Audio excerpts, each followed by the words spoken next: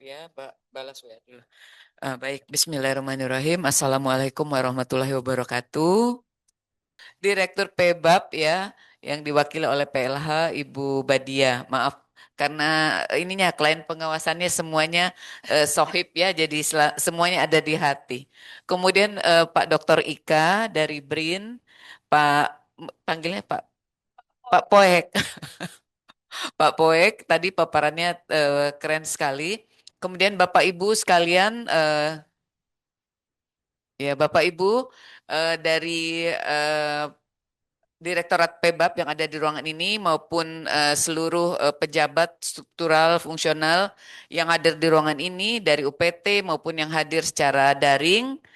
Terima kasih sudah hadir semuanya, termasuk Mbak Evi dari BKSDA Jateng ya, keren tadi sudah ini videonya.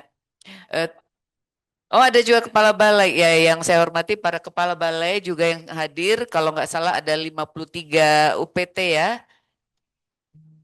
Oh ya. Kemudian yang hadir secara luring ini ada 23. Terima kasih Bapak Ibu sekalian untuk mau meluangkan waktu mendengarkan kegiatan BIMTEK ini dan khusus pada sesi ini saya akan paparkan terkait hasil pengawasan Inspektorat 1 dan bagaimana mitigasi risiko kegiatan pemulihan ekosistem ini. Tadi Bu Badia juga Mas Samsul, MC yang paling keren di Kementerian Kehutanan. Ya, tadi menyebut, ya keren loh benar. Mudah-mudahan nanti jadi MC-nya kementerian ya. Naik level gitu, go internasional. Ya, tadi Mas Samsul tadi sebutkan Inspektur Wilayah 1, jadi belum move on. Sebenarnya Inspektur 1, gitu ya. Iya, jadi enggak pakai wilayah. Jadi kliennya seluruh Indonesia untuk eselon 1 KSDAE dan Gakum. Begini ya Bapak Ibu, saya agak canggung kalau duduk. Senengnya apa ini? Paparan sambil berdiri. Saya berdiri aja. Nun sewu Pak Ika, Pak Poek, Bu Badia ya. Saya juga minta maaf ini ya nggak pakai baju hijau karena saya pikir baju hijau itu hari Rabu. Ya, iya baik. Saya di sini aja ya. Nah Bapak Ibu semua sudah kenal ya namanya inspektur ya. Baik kita lihat. Kenapa saya sajikan peta ini ya? Karena peta ini salah satu indikator keberhasilan PE. PE ini kita kerjakan sudah bertahun-tahun. Tapi sayangnya ya, yang berhasil em, cukup signifikan penutupan lahannya itu belum banyak. Kalau kita kembali kepada tujuan dari pemulihan ekosistem, yaitu bagaimana mengembalikan ekosistem kepada desired future condition, itu yang jadi patokan kita ya. Ternyata setelah hasil evaluasi pemulihan ekosistem yang dilakukan oleh Inspektorat 1, ternyata belum banyak yang ininya spot-spot hijaunya itu belum banyak, belum signifikan. Ada, tapi masih banyak yang masih bolong-bolong gitu ya. Jadi belum sesuai benar dengan harapan kita untuk target terakhir ini mungkin ada sekitar 7 tahun terakhir itu belum terlalu memuaskan. Dan memang perlu effort yang besar kalau kita apa target kinerja kita berkaitan dengan tumbuhnya tanaman gitu ya. Karena tanaman itu dipengaruhi oleh banyak kendala di lapangan, misalnya cuaca yang ekstrim gitu ya. Kemudian mungkin ada perambahan atau mungkin ada gangguan dari hewan. Namun itu tidak banyak dan juga adanya gangguan dari kebakaran hutan. Jadi memang perlu effort yang besar dari teman-teman di lapangan, dari dari Polhut. Saya akui loyalitas dan kinerja dari teman-teman di lapangan itu luar biasa. Namun memang kita menghadapi tantangan alam yang perlu untuk kita mitigasi. Misalnya begini mitigasinya. Kalau musim sudah mendekati musim kemarau, ya tentu jangan kita lakukan penanaman, kecuali untuk tanaman-tanaman yang kita yakini. Misalnya hasil dari penelitian BRIN atau hasil dari penelitian teman-teman dari Kementerian Kehutanan sendiri mengetahui bahwa jenis tersebut bisa tumbuh walaupun hanya kena hujan misalnya 2 minggu gitu ya misalnya. Ada banyak jenis seperti itu yang ditanam seminggu atau 2 minggu dipapar hujan terus-menerus. Setelah itu kemarau 4 bulan, 6 bulan dia tetap survive. Nah, ini pengetahuan-pengetahuan yang perlu untuk kita ketahui. Dan bagaimana kita memitigasinya? Ya, kita pilih jenis dan pilih waktu yang tepat, gitu ya. Dan tadi sudah dijelaskan oleh Pak Poek bahwa, maaf saya panggil nama Pak Poek aja ya. Jadi dijelaskan oleh Pak Poek bahwa eh, iya, kalau teman-teman tahu juga Bu Inspektur itu nama YouTube-nya Yohek. Nah, ya. Jadi enggak apa-apa kita nama-nama ini aja ya, nama apa namanya? Nama beken kata Pak Ika, nama beken. Kalau Bu Inspektur di YouTube namanya Yohek. Nah, ini tadi Pak Poek jelaskan bahwa anggaran terbatas. Tapi bagaimanapun dengan anggaran terbatas, kita harus bekerja dengan cerdas. Bagaimana agar target kinerja kita bisa tercapai. Nah, kita lihat ke slide pertama. Nah, ini bahwa tujuan dari pengawasan, saya diberi waktu berapa menit, Bu Badi?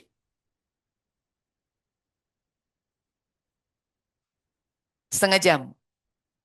Kelamaan. Oke, baik. Ya. Oke, baik, saya cepat aja ya. Nah, tujuannya menilai efektivitas, ya, mengidentifikasi hambatan, memberikan saran, ya. Eh, Bapak Ibu sudah tahu kan, kalau ada auditor datang tujuannya apa kan? Sebagai apa? Sebagai partner, ya, sebagai konsultan, sebagai partner. Jadi memberikan Bapak Ibu pencerahan dan mengingatkan kalau sedikit belok gitu ya, dilurusin gitu ya. Nah, permasalahan kita lihat aja langsung ke slide berikut. Nah, permasalahannya auditor melihatnya pada 3 tahap dari perencanaan, pelaksanaan, dan pelaporan juga Monef. Semuanya menjadi temuan. Dilakukan sudah dua kali 2 tahap kegiatan evaluasi PE. 3 tahap ini semua terjadi di setiap satker yang didatengin. Ya, kita lihat satker mana yang sudah di ini ya. Ya, 2025 adalah BKSD Kalimantan Timur, BKSD Sumatera Selatan, Boganinani, Merbabu, dan Merapi. Kemudian pada 2026 Ujung Kulon, Merubutiri, Sebangau, Baluran, dan Rawa Opak. Dan ini memang baru saja selesai, baru pulang kemarin, bulan kemarin. Nah, semuanya ada 3 aspek tadi, semuanya ada kelemahannya. Kalau perencanaan kita lihat, nah ini kita lihat tadi sebarannya ya, kebetulan yang, oh ya, kita kembali dulu ke slide sebelumnya. Kenapa yang menjadi pilihan adalah satker-satker ini? Karena auditor melihat pertimbangannya ya, nanti ada yang berpikir, kok kita nggak didatengin Bu Inspektur? Nah, pertimbangannya bahwa adalah setiap lokus ini mewakili kegiatan dari pemulihan ekosistem suksesi alami dan rehabilitasi, gitu ya.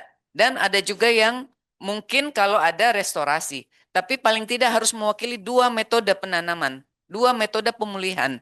Kalau hanya mekanisme alam atau suksesi alami, kurang representatif. Kalau didatengin khusus auditor datang 4 orang gitu ya, 5 orang gitu, sayang. Jadi kita pilih dan yang areal pemulihan ekosistemnya targetnya cukup besar. Kalau targetnya misalnya kayak di Manusela itu cuma 8 hektar, itu tidak signifikan untuk dikirimlah auditor untuk melihat evaluasinya. Jadi kita lokusnya adalah metodenya terwakili dan luasnya cukup signifikan begitu ya. Nanti akan ada lagi tahap ketiga, akan dilakukan lagi tentu dengan prioritas dari segi metode dan luas tadi. Oke? Nah, ini targetnya. Ini tidak terlalu mungkin perlu untuk saya jelaskan karena dibatasi Bu Badia. Kita langsung kepada hal yang lebih signifikan untuk teman-teman ketahui. Nah, misalnya dari segi aspek perencanaan terkait dengan pemenuhan dokumen, ya. Ada yang misalnya belum menyusun RPE, ya, RPE-nya ada, kemudian RKT-nya tidak dibuat, ya, ada saja seperti itu. Nah, kemudian eh, ada RKT belum disahkan, tidak melakukan studi pengkajian terhadap kondisi ekosistem. Jadi hanya asal aja. Padahal tujuan pemulihan ekosistem, eh, Pak Ujang nggak usah terlalu serius ya. Kejadian ini bukan di Riau. Ya, bukan di Riau. Jadi misalnya begini ya. Iya, Pak Ujang senyum dikit ya. Jadi begini, bukan juga di Loser Pak Pri. Ya, jadi gini, begini, teman-teman sambil ngopi ya, santai aja kalau sama Bu Inspektur. Jadi begini, permasalahannya. Em, Tadi sudah saya sampaikan bahwa tujuan pemulihan ekosistem itu adalah untuk mengembalikan ekosistem kepada apa? Desired future condition. Kita mengembalikan kepada kondisi alaminya untuk kita apa namanya ya? Kita targetkan di masa depan begitu ya. Kita targetkan di masa depan kondisi alamnya itu kembali gitu ya. Itulah tujuan dari pemulihan ekosistem. Nah, pengkajian itu tidak ada yang tidak melakukan. Akhirnya tidak sesuai, tidak representatif menggambarkan kondisi awal gitu ya. Harusnya ada kajian sehingga spesies yang dipilih tepat gitu ya. Kemudian lokasinya juga tepat, metodenya juga yang harus dilakukan juga tepat. Nah, banyaklah permasalahannya terkait dengan perencanaan ini, ya. Teman-teman nanti baca kembali, baik yang hadir secara daring maupun yang hadir luring di tempat ini. Eh, oke, lanjut. Ya, kita lihat berikutnya. Ini sama ya.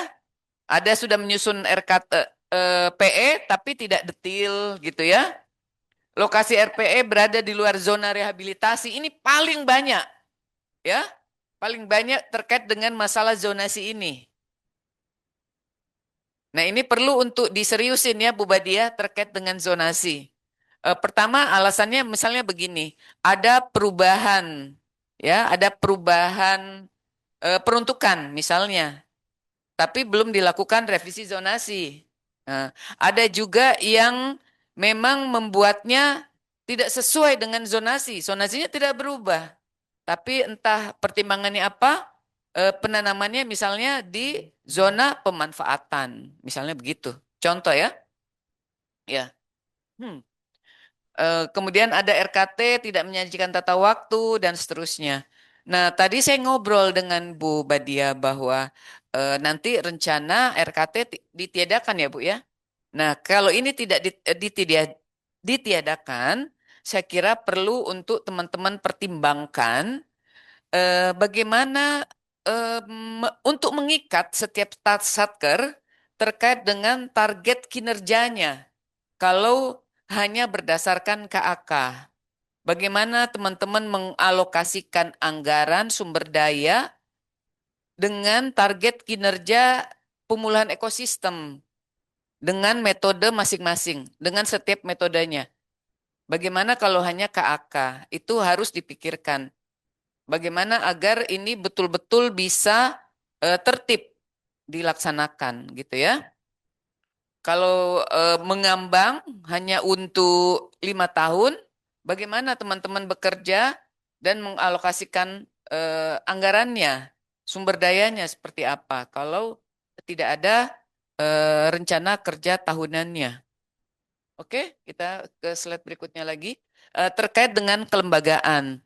Kepala Balai belum menetapkan tim kerja pelaksanaan pemulihan ekosistem dan tim pemantauan, tim penilaian itu belum dibuat. Kepala Balai tidak memfasilitasi pelatihan.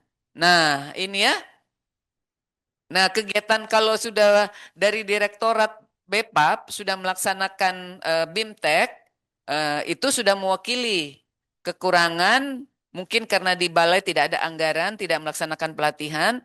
Nah, kegiatan yang dilaksanakan secara hybrid ini sangat keren, bisa memenuhi kebutuhan peningkatan kapasitas dari teman-teman di setiap satker terkait dengan pemulihan ekosistem. Jadi bisa sering-sering Bu Badia dilaksanakan. Kalau anggaran di Direktorat BEPAP memungkinkan, sehingga kompensasi kepada balai-balai yang tidak eh, yang tidak tersedia anggarannya karena penajamannya sangat tajam. Kemudian balai tidak melaksanakan sosialisasi. Nah, ini juga bisa dilaksanakan oleh direktorat.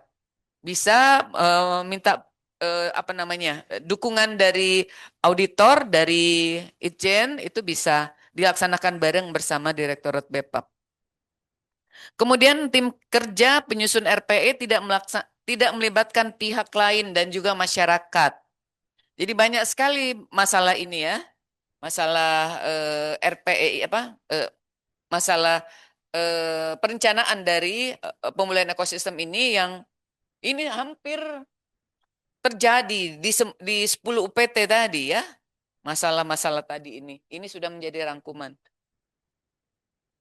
Kemudian SK tim kerja penyusunan PE ditetapkan kepala balai harusnya oleh Dirjen untuk masa 5 tahun. Ya, jadi inilah permasalahan-permasalahan secara ringkas dari 10 UPT tadi. Lanjut, Dek. Nah, dalam pelaksanaannya, ini yang paling inti yang harus menjadi perhatian semua satker ya. Teman-teman yang hadir secara daring maupun luring, tolong ini menjadi perhatian. Yang pertama terkait dengan prosedur. Kegiatan rehabilitasi berupa pengkayaan dengan mitra belum dilengkapi dengan PKS. Kemudian terdapat lokasi yang tidak termasuk dalam RPE. Ya, jadi tadi ada lokasi yang salah zona. Kemudian ada lagi yang tidak menjadi lokasi yang ditetapkan di RPE. Nah, kenapa begitu kira-kira? Apa mungkin karena disuruh cepat-cepat sama Bu Badia ya? Mudah-mudahan tidak ya. Tapi masalah ini harus kita cari penyebabnya apa dan harus kita selesaikan supaya tidak terulang lagi untuk 2026. Kemudian ada jenis tanaman yang tidak dijumpai sesuai dengan dokumen rencana kegiatan penanaman. Nah, ini yang tadi saya katakan ya, kajian studi ekosistemnya tidak dilakukan. Akhirnya apa? Pemilihan jenis asal ditulis saja sesuai mungkin ketersediaan bibit yang ada di petani, petani sanggupnya misalnya sediakan bibit apa, disesuaikanlah dengan rencana kegiatan penanaman. Atau yang ada rencana kegiatan penanaman sudah disebutkan, misalnya apa di tempat satker yang endemik, misalnya bungur, ternyata petani tidak punya, ah sudahlah yang penting nanam gitu. Inilah permasalahan-permasalahan yang terjadi, ya. Kemudian pemulihan ekosistem dengan mekanisme alam tidak sesuai dengan RKTPE. Nah, pemulihan ekosistem dengan mekanisme alam ini juga saya lihat banyak ininya ya, banyak kelemahannya. Begini ya, teman-teman. Karena mekanisme alam itu umumnya dilakukan dalam bentuk patroli. Nah, patroli apakah saya bertanya nih yang ada di ruangan. Kalau misalnya teman-teman itu melakukan patroli keliling, ya, keliling pada lokasi pemulihan ekosistem, udah pulang ya, sudah ada datanya di Smart Patrol. Apakah sudah bisa dikatakan bahwa target pelaksanaan suksesi alami pemulihan ekosistem dengan suksesi alami ini sudah terlaksana? Belum ya, Pak Ujang? Belum. Nah, jadi itulah kelemahannya karena kebanyakan dari tim yang melakukan patroli, patroli saja. Hanya memastikan bahwa tidak ada perambahan, tidak ada kebakaran, atau mungkin tidak ada kegiatan yang merusak tanaman. Misalnya sudah ada tumbuh tanaman apa di lokasi PE, kemudian mungkin ada ditebas oleh masyarakat karena mau berkebun, ya. Nah, hanya itu yang dipastikan, yang dilaporkan dalam laporan patroli. Nah, ini kelemahannya itu. Sehingga tidak diperoleh data inventarisasi tumbuhan mulai dari perdu, tiang, ya, pancang yang ada di lokasi PE. Hanya sekedar nanti dibuatlah peta apa ini drone untuk capture kondisi penutupan lahan. Ya seperti itu. Jadi tidak ada inventarisasi tumbuhan yang telah eksis berdasarkan hasil suksesi alami pada lokasi yang dipatroli. Jadi permasalahannya itu. Jadi tolong teman-teman di seluruh satker untuk kegiatan suksesi alami ini, kegiatan patroli ini juga dibekali dengan tolisit. Buatlah peta ukur gitu ya. Kemudian dicatat. Nanti kalau datang patroli lagi di tempat yang sama lagi diukur gitu. Jadi jelas ada perkembangan kondisi tegakan yang bisa dilaporkan sebagai bentuk suksesi alaminya. Tidak hanya sekedar membuat apa nih peta peta bahwa sudah melakukan kegiatan patroli ini apa namanya poligonnya sudah tertutup gitu ya. Kami sudah melakukan dari koordinat ini sampai koordinat ini itu saja. Kemudian di akhir apa periode RPE-nya buatlah peta penutupan lahan. Oh, sudah tertutup. Tapi Satker tidak punya data. Tanaman apa yang mengisi, yang tumbuh hasil suksesi alami itu. Akhirnya kalau kita mau kembali kepada menilai bahwa kegiatan kita 5 tahun terakhir sudah memenuhi desired future condition, tidak bisa kita nilai, ya, karena kita hanya memastikan bahwa output dari kegiatan patroli tercapai 100%. Hanya itu. Ya, sayang sekali. Jadi kita harus semua memahami dan kita semua harus punya tanggung jawab dengan tujuan daripada kegiatan pemulihan ekosistem ini. Tidak hanya sekedar output kegiatan patroli, ya. Kalau kegiatan rehabilitasi bisa kita serahkan kepada PDSRH karena ada kegiatan rehabilitasi, ada kegiatan Rehabdas yang menggunakan mitra. Baik, kita ke lokasi yang dipulihkan. Ini kita lihat ya.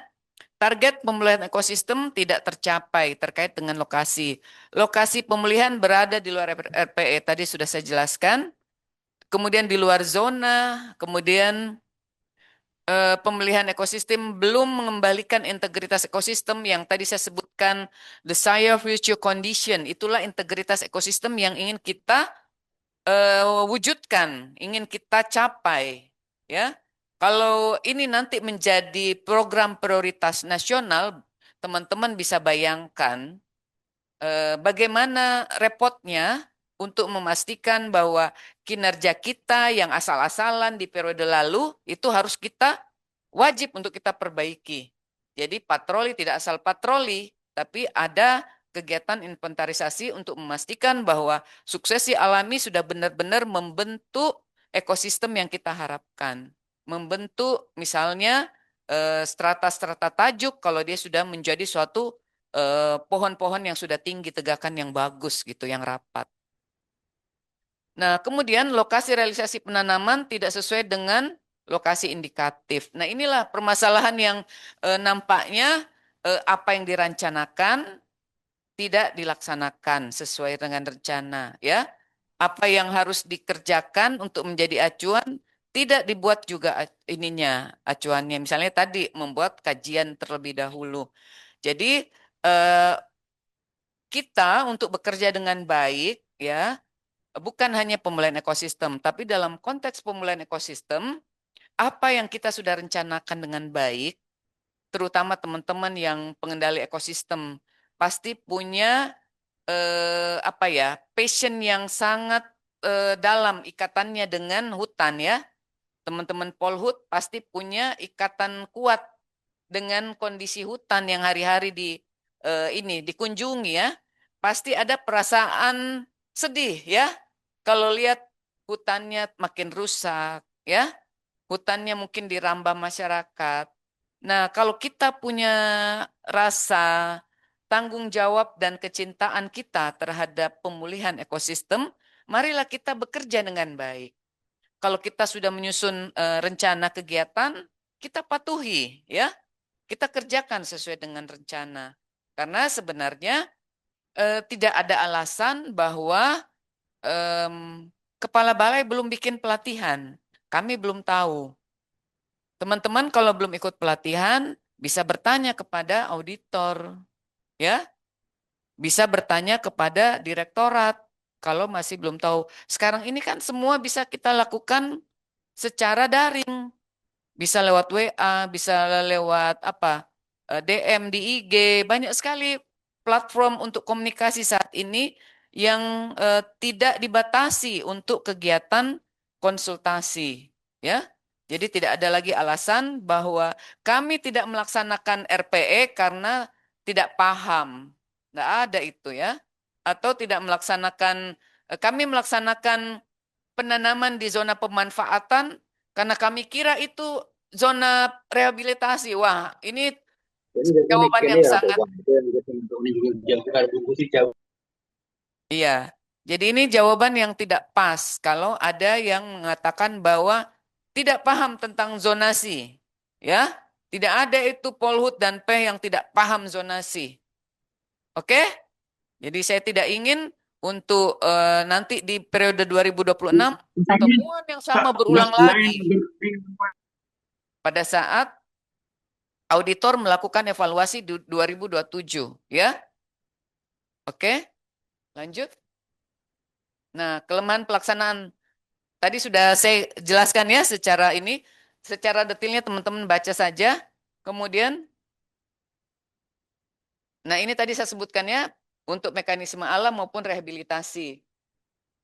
Terkait dengan Rehabdas, ada permasalahan komunikasi. Tadi juga sudah saya diskusikan dengan Bu Badia bahwa ada penetapan lokasi Rehabdas yang itu tidak dikomunikasikan dengan baik dengan kepala UPT dari Pedas RH-nya, sehingga akhirnya ada terjadi gap komunikasi gitu ya, ada gagap lah terjadinya gitu ya, karena UPT jadi kaget begitu datang pemegang izin mau melakukan penanaman. Loh, di mana gitu?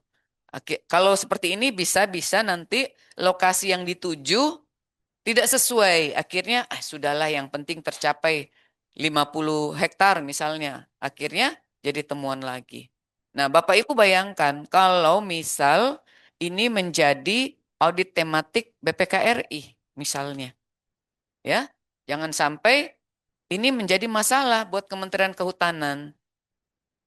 Itjen selalu mengingatkan, tolong dipatuhi. Baik, kita ke slide yang berikut. Cepat berapa menit lagi, Bu? Oh, nggak apa-apa. Oh ya, oke. Nah, coba itu ya untuk rehabilitasi. Poin satu. Saya lupa ini di UPT mana. Mayoritas tanaman mati, coba. Kalau mayoritas mati, kemungkinan timingnya yang nggak pas. Mungkin tanamannya ini yang tanaman yang perlu sedikit tolerans gitu ya.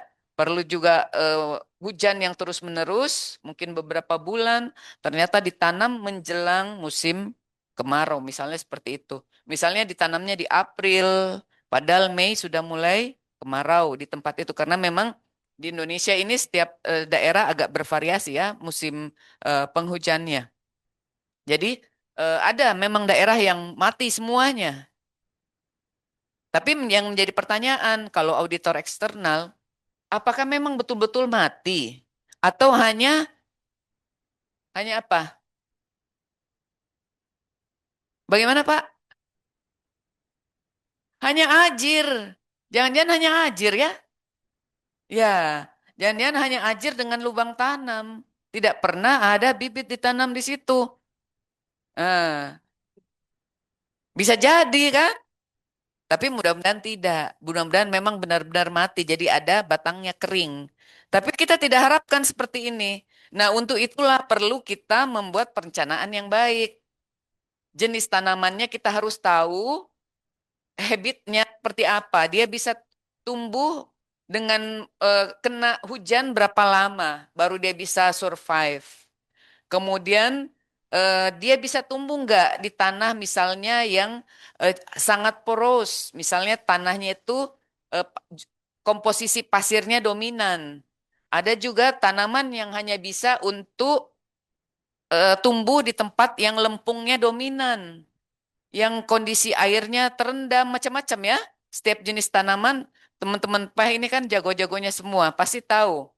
Setiap jenis tanaman itu punya spesifikasi untuk kondisi ininya, kondisi fisiologis dan kondisi silvikulturnya harus kita pahami, sehingga persentase tumbuh juga akan tinggi. Kalau ini kita abaikan, kita asal tanam, akhirnya mati. Yang paling terutama timing terkait dengan musim hujan itu paling utama. Kalau secara detail ya tadi ada tanaman misalnya yang tidak akan bisa tumbuh di tempat yang tanahnya poros, yang sangat berpasir, misalnya dekat-dekat pantai. Itu jangan kita tanam kalau tahu seperti itu, pasti mati, ya. Oke. Kemudian lanjut, ya ini juga restorasi. Lanjut lagi. Nah, ini terkait dengan monitoring dan penilaian pelaporan. Pengelolaan basis data tidak memadai. Nah, ini apa? Dari Satker maupun dari direktorat, datanya, kata anak sekarang itu nggak matching. Ya, ada datanya yang tidak aktual. Entah yang mana nih yang harus dipakai oleh auditor. Sudah dilakukan survei pendahuluan di pusat. Minta data dari daerah juga, dari Satker. Ya, sudah dipelajari pas sampai di daerah, di lapangan, terus mereka bilang, Pak ada data yang terbaru, kami sudah melakukan pengukuran. Wah, jadi yang di direktorat belum tahu tuh datanya, padahal itu pengukuran sudah dilakukan tahun lalu. Ya, itulah perlunya teman-teman membiasakan setelah ada kegiatan, laporkan dan datanya itu masukkan ke Google Drive atau ke Google Drive dan juga dikirim kepada direktorat terkait, tentu melalui surat sehingga itu bisa dipertanggungjawabkan oleh masing-masing pelaksana bahwa data yang terbaru itu sudah dikirim. Kalau sudah dikirim, kemudian di direktorat belum update, ya salahnya lagi di direktorat gitu ya. Seharusnya kita punya data yang komplit. Nah, ada pengalaman auditor kemarin pada saat bulan lalu melakukan pemulihan ekosistem. Saya minta kepada auditor untuk membuat tuplah PE, ya, untuk khusus PE. Jadi PE 2020-2024 itu ada petanya. Jadi dapat gambaran sudah tertutup berapa persen sih di lokasi misalnya di Taman Nasional katakan misalnya apa tadi? Rawa Opak misalnya ya. Nah, ternyata itu sulit untuk dilakukan karena datanya memang ya itu tadi basis data itu agak menyulitkan sehingga untuk mengkonversinya secara spasial itu mengalami kesulitan. Jadi saya harap permasalahan ini juga bisa diperbaiki sehingga Direktorat BEPAP bisa mendapatkan gambaran yang utuh terkait kinerja teman-teman di lapangan sejak awal dilaksanakan pemulihan ekosistem dan juga kita bisa gambarkan dan laporkan kepada Pak Menteri bagaimana realisasi eh, penutupan lahan dari pemulihan ekosistem ini benar-benar bisa tercapai desired future condition tadi, gitu ya. Nah, kemudian laporan realisasi capaian pemulihan ekosistem belum memadai. Ada perbedaan luas realisasi antara laporan pemulihan dengan laporan kinerja. Nah, laporan pelaksanaan kegiatan dengan laporan kinerja nggak matching. Jadi ini menjadi tugas dari balai masing-masing. Dalam hal ini tentu kepala seksi yang terkait. Kalau membuat laporan jangan asal susun. Harus sama antara laporan pelaksanaan kegiatan, berapa lokasi itu di apa namanya ya, dikompilasi untuk menjadi laporan kinerja. Jangan karena buru-buru laporan kinerja datanya beda sama laporan pelaksanaan kegiatan. Begitu juga laporan pemantauan gitu ya. Baik, kita lanjut ke kesimpulannya. Sudah lewat 15 menit, Bu Badia. Baik. Nah, ini kesimpulannya ya. Jadi perlu memang ada pedoman teknis yang untuk teman-teman jadikan acuan. Nah, permasalahan lain juga mungkin untuk menjadi bahan diskusi ya Bu Badia. Em, kita saat ini melaksanakan pemulihan ekosistem untuk periode 2025-2029 ya. Nah, ada satker yang masih belum bisa memutuskan. Yang dimaksud dengan kondisi awal itu, apakah kondisi akhir 2024 ataukah kondisi awal 2020 gitu. Nah, tentu saja kalau kita mengembalikan definisi dari kegiatan pemulihan ekosistem ini, ya tentu kondisi awal pertama kali pemulihan ekosistem itu dilakukan, itulah yang ingin kita kembalikan kondisinya di masa depan. Jadi tidak usah lagi ada keraguan, apakah kita ambil yang tengah-tengahnya? Ya tentu tidak. Di tengah-tengah ini kalau sudah open area-nya sudah sangat luas, bukan itu yang jadikan acuan. Kita jadikan acuan pada saat awal kita lakukan pemulihan ekosistem. Kalau di tengah-tengah, misalnya di 2025, open area-nya sangat luas, ya itu menjadi tanggung jawab yang lebih besar lagi dari teman-teman untuk melakukan pemulihan sehingga bisa segera tertutup areal yang rusak tadi dengan entah melalui tiang, pancang, dan seterusnya hingga membentuk tegakan yang rapat. Itulah yang kita harapkan. Saya kira demikian ya. Baik, Bapak Ibu sekalian yang hadir secara daring maupun luring, saya kira eh, pengawasan yang dilakukan oleh Itjen ini adalah sifatnya sudah saya jelaskan berkali-kali ya bahwa auditor datang itu bukan untuk memberi hukuman ya, tapi untuk menjadi partner, untuk menjadi konsultannya Bapak Ibu. Jadi tidak usah takut kalau ada inspektur datang ya, nanti bilang, ih serem banget Bu Yayu ya. Kalau ada auditor datang terus pada takut gitu ya, akhirnya data yang disampaikan juga ini apa namanya satu-satu sambil ada yang diumpetin gitu akhirnya jadi temuan. Jadi marilah kita membiasakan diri untuk bekerja secara tertib sesuai dengan rencana, sesuai dengan aturan. Kalau auditor sudah datang mengingatkan diikuti gitu ya. Kalau Bu Badia ingatkan ikuti pedoman ini, diikutin ya. Jangan selalu membuat suatu rasionalisasi gitu ya. Ah nggak apa-apa, dulu begini kok. Dulu kepala balai yang dulu boleh gitu ya. Jangan membuat rasionalisasi seperti itu. Dan ya, dan bekerjalah dengan loyalitas dan integritas yang baik. Sehingga walaupun teman-teman itu kerjanya jauh di resort, terpencil, terutama yang ada di daring ya, saya tahu bagaimana effort kerjanya. Cobalah bekerja dengan integritas yang terbaik. Kita bekerja terbaik walaupun kepala balai nggak lihat, ya. Kita bekerja dengan baik. Dan kalau ini sudah menjadi tanggung jawab kita, kita akan melakukan pemulihan ekosistem. Marilah kita bersama-sama wujudkan itu. Jangan asal kita lakukan patroli, akhirnya bertahun-tahun itu terus kita lakukan sampai pensiun hutannya nggak terbentuk. Sayang sekali ya. Saya harap kinerja kita semua, teman-teman Satker yang ada di daerah juga semakin baik. Auditor, juga inspektur adalah konsultan untuk memberikan pencerahan kepada Bapak Ibu sekalian sehingga kalau sudah miring-miring dikit kembali lagi ke jalan yang lurus gitu ya. Saya kira demikian Bapak Ibu sekalian. Terima kasih. Mohon maaf untuk mungkin ada yang kurang berkenan, mungkin saya berikan contoh-contoh yang kurang berkenan, mohon maaf. Wabillahi taufiq walhidayah. Wassalamualaikum warahmatullahi wabarakatuh.